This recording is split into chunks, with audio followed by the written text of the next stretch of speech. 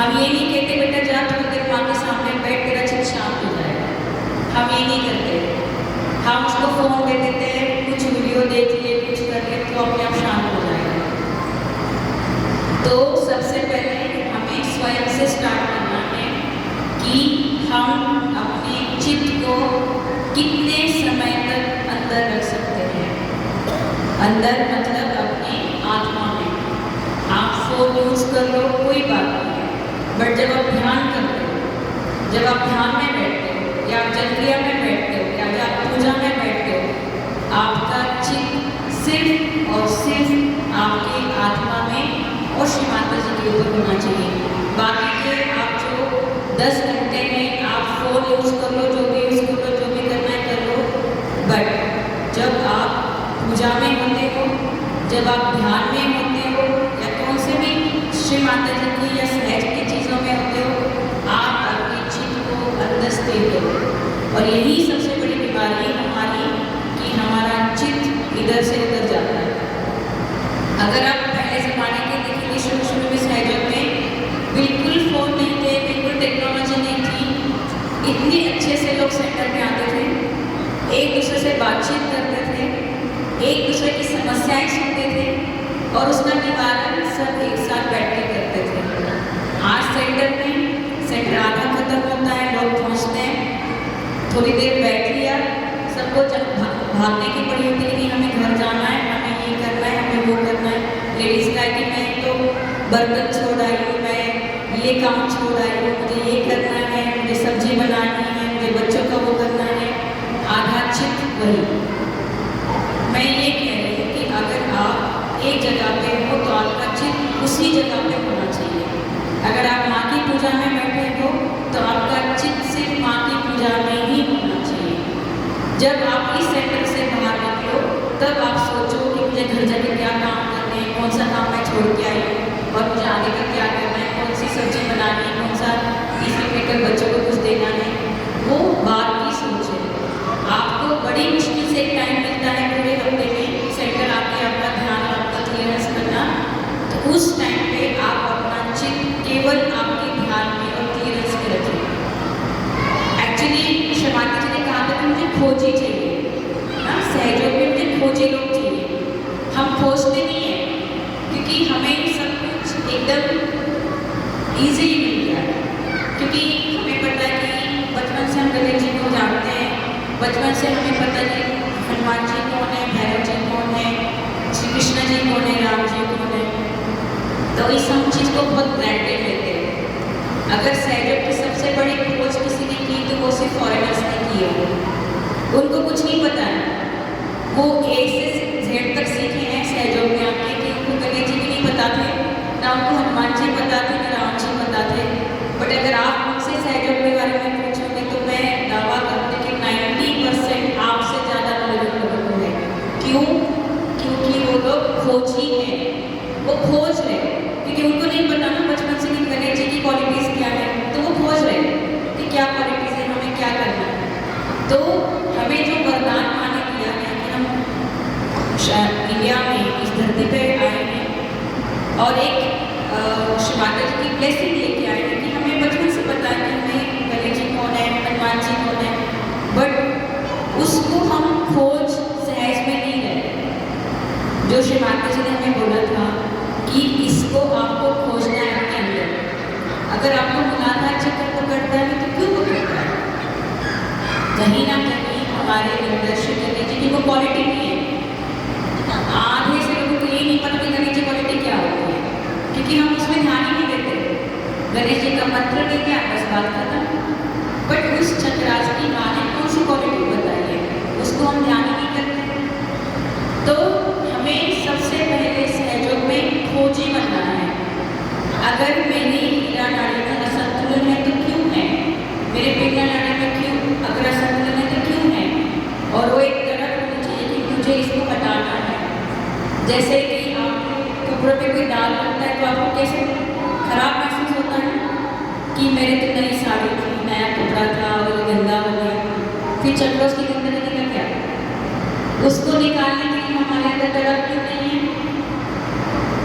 सबसे पहले हमारे अंदर चाहे लेडीज के पास 100 काम हो, जेंट्स के पास भी ऑफिस में 100 काम हो, खुद के लिए कम से कम दिन में आधा घंटा 1 घंटा हम अपने लिए निकाल सकते हैं।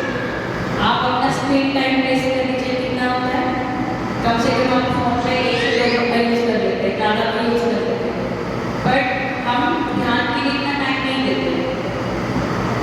तो आज की सबसे बड़ी बीमारी है कि हमें स्वयं के लिए टाइम नहीं है और हमें वो गहनता पाने की खोज नहीं है, शुद्ध इच्छा नहीं है। अगर हमारे अंदर वो चीज़ आ जाए तो आपकी 90% जो भी बीमारियाँ हैं सब ठीक हो जाएगी। आपको कहीं जाने की ज़रूरत नहीं है और आपका शरीर आपको खुद ही महसूस होगा कि मेरे ये चक्र पकड़ने से मुझे यहाँ पे ये बीमारी होने लगी है, ये चक्र से मुझे ये सहयोग में हमारे इतने सहयोग यात्रियों को ये नहीं पता होता कि मेरे चक्र में इम्बैलेंस क्या है।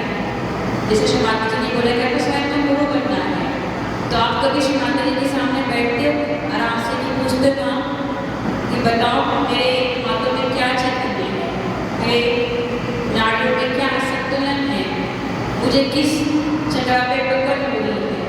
अगर आप इतने हृदय से माँ से पूछेंगे तो माँ आपको पूरा उसका जवाब देगी और उसका आपको टेक्निक सहज में तो बताया गया कि कैसे ठीक करना है।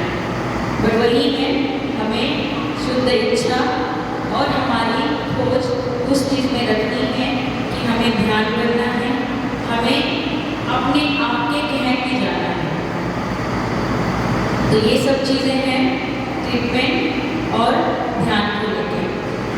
बाकी 1-2 सजेशंस थे कि थोड़े से प्रोटोकॉल के बारे में भी समझाया जाए लोगों को कि देखो हम किसी भी मंदिर में जाते हैं ना, उस जगह की अपनी प्रोटोकॉल्स होती है। चाहे आप गुरुद्वारे में जाओ या मस्जिद में जाओ, जहाँ पे भी जाओ, हर जगह के अपने प्रोटोकॉल्स होते हैं। वैसे ही श्री माता जी ने किसी भी सेंटर लीडर ने नहीं, सिर्फ श्री माता जी ने ही कुछ प्रोटोकॉल्स पूजा के लिए सेंटर के लिए बनाए गए हैं और वो प्रोटोकॉल के लिए श्री माता जी बहुत स्ट्रिक्ट होती थी। श्री माता जी बिल्कुल इन चीज़ों को टॉलरेट नहीं करती थी कोई इस प्रोटोकॉल का पालन ना करे। सबसे बड़ा प्रोटोकॉल है जब हम सेंटर आते हैं हमें खुद को क्लियर करके आना है।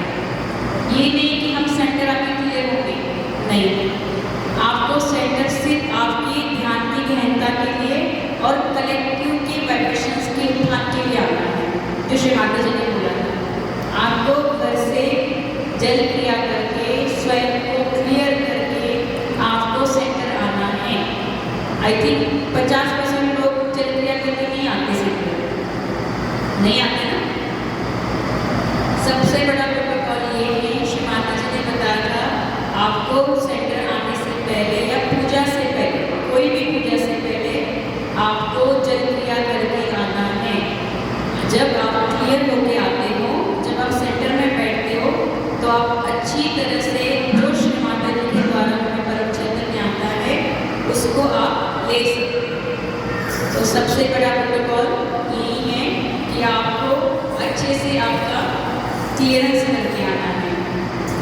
सेकेंड प्रोटोकॉल, जब हम मंदिर में आते हैं पूरी श्रद्धा भाव से, क्योंकि हम मंदिर में हैं, माँ के धाम में हैं, तो माँ के प्रति पूरी श्रद्धा कि हमें श्री माता जी ने मौका दिया है आज के ध्यान के लिए, तो पूरी श्रद्धा भाव से आना, मत्था टेक के माँ को धन्यवाद देना कि श्री माता जी आज मैं यहाँ पे आपके सेंटर पे हूँ। बाकी जो लेडीज़ के लिए प्रोटोकॉल है, इंडियन वेयर्स में ही आना चाहिए। अगर आप मैरिड हैं कोशिश करें आप साड़ी पहनें, अगर नहीं है पॉसिबल तो आप इंडियन जो अटायर है, ड्रेस है, दुपट्टा है, वो अच्छे से स्लीवलेस नहीं पहनना है, काले कपड़े नहीं पहनने हैं, बाल खुले नहीं छोड़ने हैं, माथे पे बिंदी लगानी है, जहाँ पे श्री माता जी ने आगे चक्र का स्थान बताया है वहीं पे लगाना है। सेंटर के दौरान कोशिश ये है कि हम पूरी तरह ध्यान में बैठें, बातचीत ना करें, इसमें से अपने फ़ोन साइलेंट पे रखें, जो जो श्री माता जी की अमृतवाणी चल रही है उसको ग्रहण करें कि श्री माता जी क्या बता रहे हैं। कोई एक ना एक चीज़ श्री माता जी ऐसे आपको बताती है उस लेक्चर द्वारा जो लगता है कि अरे हाँ इसकी आज मुझे ज़रूरत थी, आज मुझे यही चाहिए था। आप लेक्चर अगर एक भी लेक्चर आप 30 या 40 बार सुनोगे ना तो आपको 30 और 40 बार एक नया संदेश माँ के लेक्चर से मिलेगा जो आपको उस स्थिति में ज़रूरी होगा। तो माँ की अमृतवाणी हमारे लिए किसी ग्रंथ से कम नहीं है। ये जो ग्रंथ भगवद गीता ये सब लिख के गए ना उससे भी ज़्यादा जरूरी माँ की अमृतवाणी है, क्योंकि माँ की एक एक शब्द से हमारे सारे चक्र खुलते हैं। तो ये बहुत ज़रूरी है माँ की अमृतवाणी पूरे ध्यान से सुनना और उसको अपने अंदर ग्रहण करना, ये बहुत ज़रूरी है। लेडीज़ के लिए प्रोटोकॉल में साड़ी ड्रेस और वैसे ही हमारे भाइयों के लिए है कुर्ता, कॉटन का कुर्ता जो भी हो आप अच्छे से पहन के आ सकते हो। श्री माता जी ने ध्यान के लिए जीन्स का मना किया हुआ है, सेंटर में कोई भी जीन्स ना पहने, क्योंकि जब आप ध्यान करते हो ना जीन्स जो होती हैं वो टाइट होती है, उससे आपके मूलाधार चक्र पे टाइटनेस होती है और उससे आपके वाइब्रेशंस नहीं फ्लो होते हैं। तो जब भी आप ध्यान करोगे कहीं पे भी सेंटर पे जाओगे पूजा में जाओगे तो कॉटन के कपड़े कुर्ता बेस्ट है जेंट्स के लिए, कुर्ता पहने, हो सके तो कुमकुम भी लगा लें, नहीं लगाना तो कोई बात नहीं है, बट कुर्ता पहनना जेंट्स के लिए बहुत ज़रूरी है। जीन्स बिल्कुल ना पहने ध्यान के लिए, ऑफिस के लिए आप पहन सकते हो, बाहर के लिए आप पहन सकते हो। जब आप सेंटर आते हो तो कृपया कॉटन के कुर्ते ही पहनें। बाकी पूजा के प्रोटोकॉल अपने अलग से हैं। पूजा के लिए भी जैसे माँ की पूजा चल रही है तो बीच में कोई आवाज़ ना करे, बच्चे अगर आवाज़ करे तो माँ उनको पीछे बैठ बिठा सकती है अपने साथ और पूरे टाइम हम श्री माता जी की पूजा को एंजॉय करें। मतलब माँ को देखते थे, जैसे साकार में हम श्री माता जी की पूजाएँ देखते थे, निराकार में उससे ही ज़्यादा श्री माता जी के आशीर्वाद होते हैं। वहाँ पे गण मौजूद होते हैं, हर पूजा में श्री माता जी के साथ हर गण मौजूद होता है। तो आपको उसी जैसे साकार रूप में हम श्री माता जी की रिस्पेक्ट करते थे उससे ज़्यादा मैं कहूँगी कि निराकार रूप में हमें करना है और पूजा में पूरे हृदय से हमें पूजा में पार्टिसिपेट करना है। कोशिश करें कि हम पूजा से पहले 10-15 मिनट आके बैठें, ताकि क्योंकि हम भाग के आते हैं, घर से सब आते हैं, यहाँ पे आके थोड़ा संतुलन हो जाए, उसके बाद हम पूजा में बैठ के उसको एब्सॉर्ब करें। बाकी सारी चीज़ों की टेक्निक्स सारे श्री माता जी ने खुद बताए हैं, मैं तो क्या ही बताऊँगी।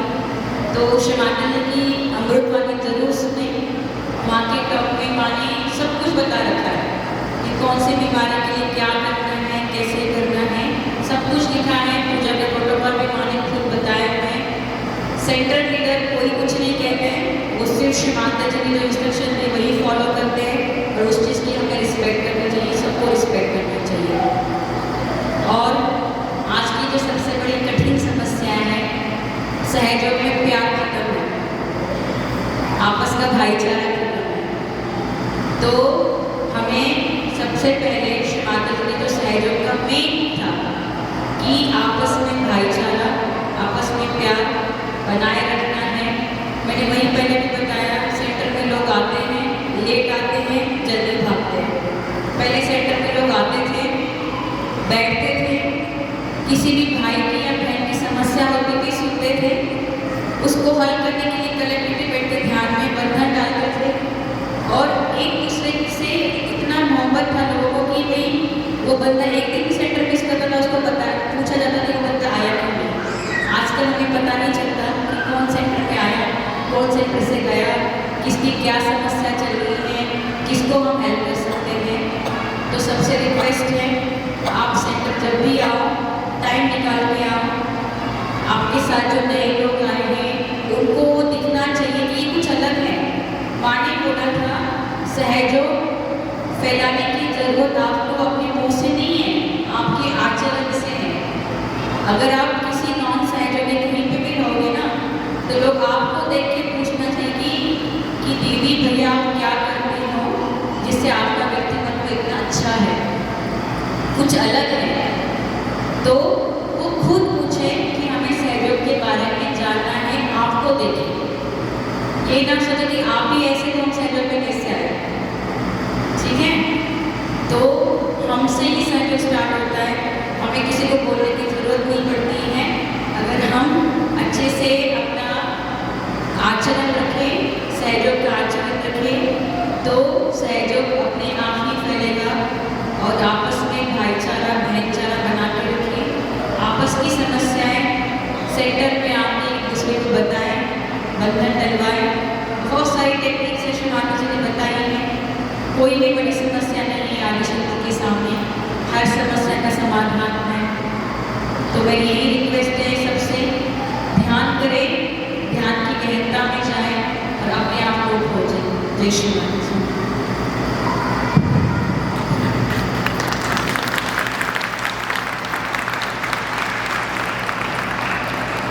ये तालियां तो बहुत कम है।